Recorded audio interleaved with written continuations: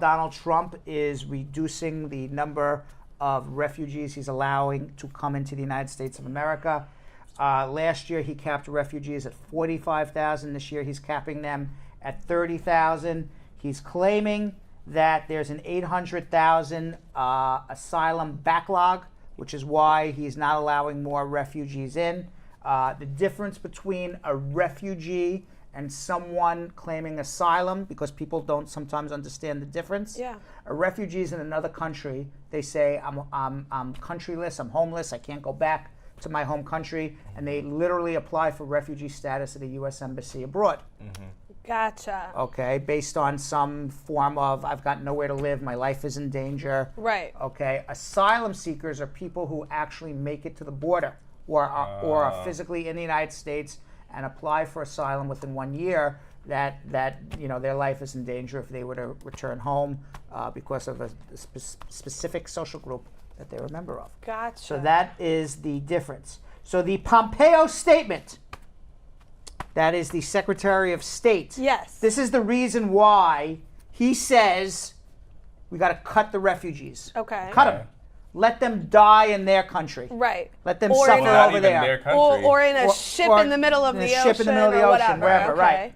On Monday, he said, Pompeo says this: some will characterize the refugee ceiling as the full barometer of America's commitment to vulnerable people around the world.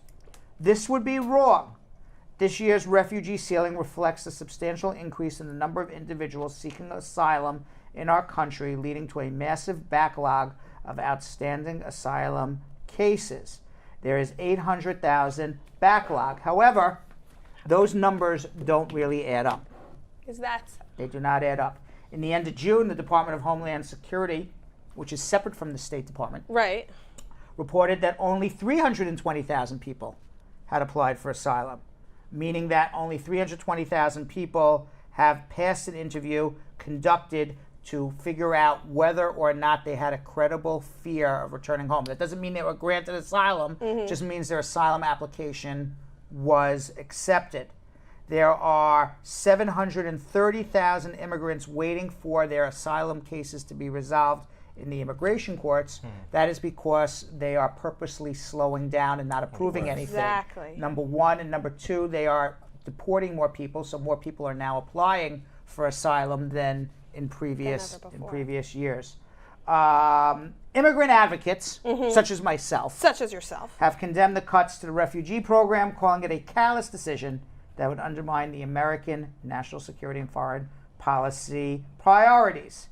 The Nazina Ash, who is the vice president for policy and advocacy at the International Rescue Committee, Okay.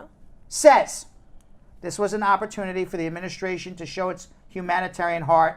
It's justifying its policy intention. The administration has pitted those seeking asylum against refugees. Basically saying, you know what, there's so many asylum people here, people in other countries, wherever there's like mass problems, they can die where they are. So basically, if that had happened in the 70s, I would not be here. Correct. Right. Because my family were refugees. You were refugees. And they were refugees in Sudan. Because in Eritrea and Ethiopia, they were kidnapping kids while they were on their way to school and throwing them into the army. God. Right. And making them fight, like literally 10, 11, 12-year-olds with rifles and just kidnapping them from their families. So they had that's happening all over the world. Exactly. Right.